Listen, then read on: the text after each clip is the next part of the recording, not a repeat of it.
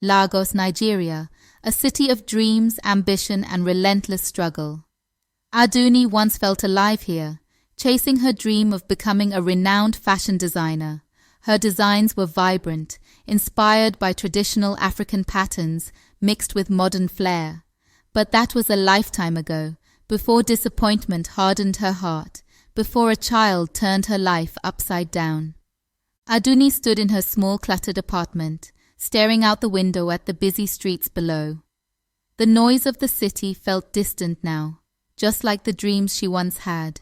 Her eyes wandered to the sewing machine in the corner, gathering dust, and then fell on her daughter, Eniola, sitting at the kitchen table, diligently doing her homework.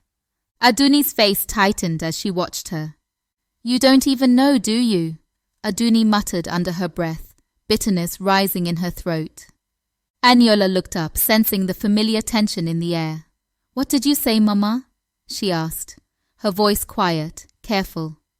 Adunni turned toward her daughter, her eyes sharp with anger. "You ruined everything," she said, her voice cold as ice. "If it weren't for you, I'd be living the life I deserve, designing clothes for the rich and famous. But no. I had you, and now look at me. Just look at what my life has become." Eniola flinched but didn't respond. This wasn't the first time her mother had thrown those words at her. It hurt, but she had learned long ago that arguing would only make things worse. She lowered her eyes and went back to her homework, fighting back the tears that burned in her eyes. Years passed, and Eniola grew into a young woman, quiet but strong. She had learned to bury her pain beneath a calm exterior. After earning a scholarship to study in London, she left Lagos, determined to build a life far away from her mother's cold words. Her life in London blossomed. Eniola immersed herself in her studies and, over time, founded her own fashion brand, Ailing by Eniola. Her designs, bright, bold, and unapologetically African, captured the world's attention. Her brand grew, her name graced the pages of international magazines, and she became the success her mother had always wanted to be. But despite her fame, a shadow lingered. Her mother's voice still echoed in her mind. One evening, after a successful fashion show in Paris, Eniola received a call that would change everything. "Eniola!" The voice on the other end crackled with urgency. It was a distant relative from Lagos. "It's your mother. She's very ill. You need to come home." Eniola's heart raced. She hadn't spoken to her mother in years, but without hesitation, she booked the next flight to Nigeria. When Eniola arrived in Lagos, the heat hit her like a wall. The streets, the sounds, the smells, everything felt both familiar and distant. She made her way to her mother's house, which had fallen into disrepair. The walls were cracked, the roof leaking, and the once vibrant neighborhood had faded. Inside, Eniola found her mother sitting on an old wooden chair, a shadow of the proud woman she had once been. Adunni's face was pale, her body frail, and her hands shook as she gripped the arms of the chair. "Why have you come?" Adunni asked, her voice barely above a whisper, but still sharp with suspicion. "Have you come to show off? To remind me that you made it while I failed?" Eniola knelt beside her mother, her heart aching at the sight of the once strong woman reduced to this. "I came because you're my mother," she said softly. "I came because you need me." Adunni scoffed, her lips twisting in a bitter smile. "Need you? I never needed you. You took everything from me. My dreams, my future, everything." Eniola's hands trembled, but she stayed calm.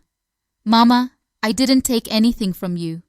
You stopped believing in yourself." Adunni's eyes flashed with anger. "How dare you? You don't know what it was like. You were a burden I never asked for." Tears welled up in Eniola's eyes, but she held them back.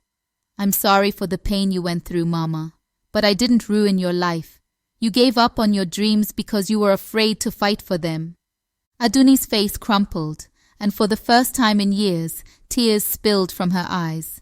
She buried her face in her hands, her voice breaking as she whispered, I was so scared.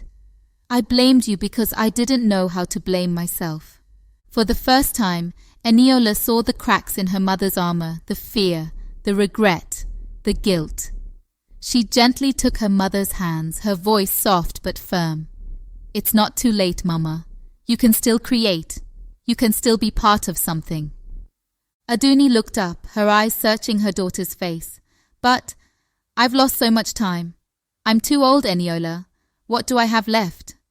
"You have me," Eniola said, smiling through her tears. "And you still have your talent. Mama, come work with me. Let's create something beautiful together." Adunni stared at her daughter, disbelieving.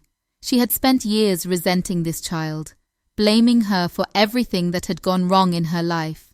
And yet here she was, offering her a chance at redemption, at peace. Slowly, hesitantly, Adunni nodded. In the months that followed, Eniola helped her mother regain her strength. She moved Adunni into a beautiful new home and offered her a place in her fashion business. Together, they began to design again, drawing inspiration from the traditional African patterns that Adunni had once been known for. One evening, as they sat side by side in the studio, sketching designs for an upcoming collection, Adunni looked at her daughter with new eyes. "I wasted so many years hating you," Adunni said, her voice heavy with regret. Eniola smiled, placing her hand over her mother's. "But you're here now, and that's what matters." Adunni nodded, her eyes misting over. "Thank you, Eniola, for giving me a second chance." Eniola squeezed her mother's hand. "We've both been given a second chance, Mama." And together, they created something neither could have done alone. A fashion empire that fused the boldness of Adunni's past with the brilliance of Eniola's future.